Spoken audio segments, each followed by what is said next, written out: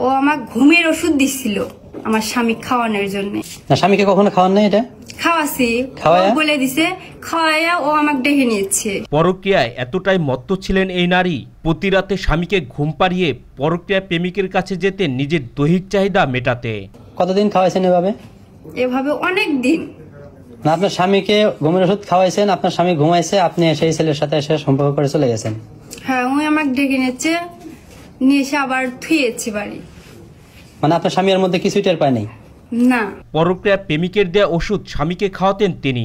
এরপর স্বামী গভীর ঘুমে আচ্ছন্ন হলে তিনি প্রেমিকের হাত ধরে ঘর থেকে বেরিয়ে যেতেন। নিজের এবং প্রেমিকের দৈহিক চাহিদা মিটিয়ে আবারও চলে আসতেন স্বামীর ঘরে।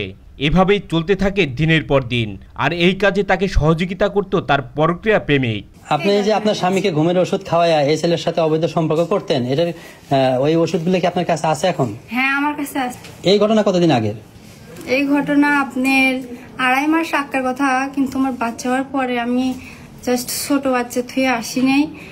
আর আমারও তেমন কথাবার্তা চললো না, কিন্তু ইদারিং এসে এগুলো কথা বাস্ট হয়ে আমার ভাত উঠে যাচ্ছে। এরপরেই চিরাচরিত যা হবার তাই, প্রেমিকের মধু খাওয়া শেষে ছন্দপতন। তাই বিয়ের দাবিতে প্রেমিকের বাড়িতে অনশন করছেন এক সন্তানের জননী তাহমিনা আক্তার। শুনেন, একটা কথা বলি, ওখানে তো আমার সংসার হবই না। মরার লাগলে এই ঘরের মধ্যেই মর্ম বাইসলে, কিন্তু এই গ্রাম থেকে আমার জীবিত আমি যেমন আমার লাজ যাবো, তখন দায় থাকবো পুলিশ প্রশাসন আর এই বাড়ির ছেলে সবাই, ময়মুরব্বী সবাই। আমার ডাইরেক্ট কথা।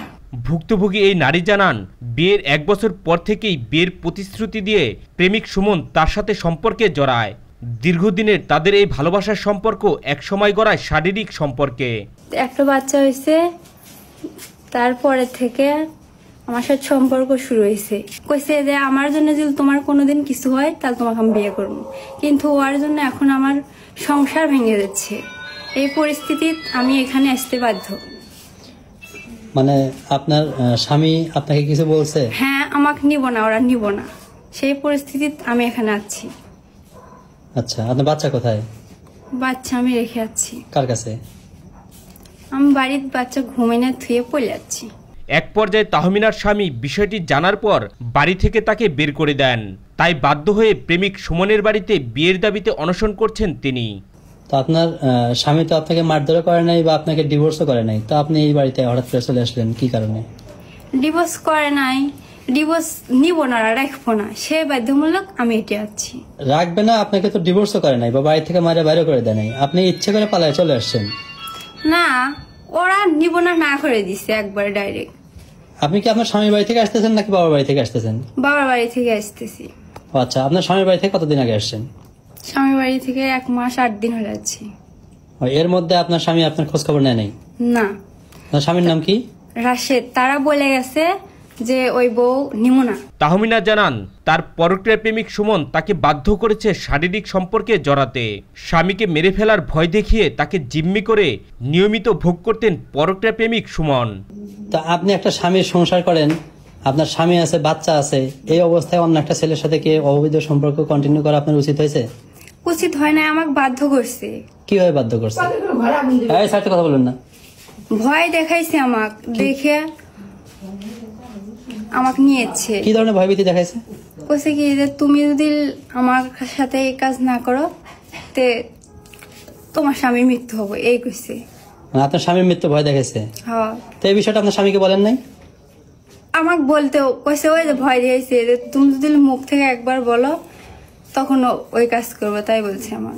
আর স্বামীকে মেরে ফেলবে? হ্যাঁ। বিয়ের দাবিতে অনশন করা এই নারী জানান, তার আর পেছনে ফেরার কোনো পথ নেই। হয় প্রেমিক সুমন তাকে বিয়ে করবে, না হয় আত্মহননের পথ বেছে নেবেন তিনি। আপনি থানা পুলিশকে জানাইলেন না, লিগেল এইডে জানাইলেন না, আপনি কাউকে না জানায় এইভাবে একটা বিবাহিত মহিলা অন্য একটা ছেলের বাড়িতে এসে উঠলেন, এটা কি উচিত হলো? আমার একটা সংসার ভেঙে যেতেছে আর আমি উঠবো না মানে?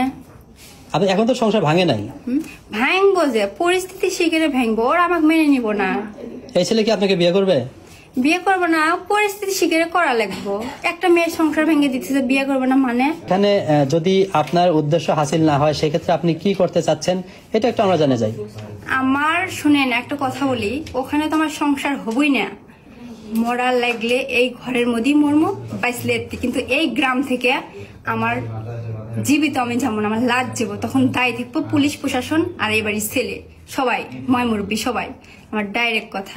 এমনই এক চাঞ্চল্যকর ঘটনা ঘটেছে বগুড়া সদর উপজেলার এলেঙ্গা ইউনিয়নের তারাকান্দি গ্রামে।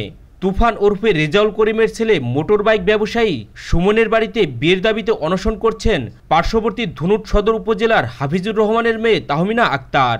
আপনি যেহেতু একজন বিবাহিতা স্ত্রী একজনের, আপনার যেহেতু সন্তান আছে, স্বামী আছে, এই অবস্থায় তো একটা অবিবাহিত ছেলে আপনাকে বিয়ে করবে না, এটাই স্বাভাবিক। যদি বিয়ে না করে সেক্ষেত্রে আপনি কি করতে চাচ্ছেন? সেক্ষেত্রে আমার যা করা লাগে শাদী আমি করবো, চেষ্টা করবো। একটা মেয়ের জীবন নষ্ট হয়ে যাবো, এটা তো কোনো ইয়া না, এটা তো আইনের বেকার কথা।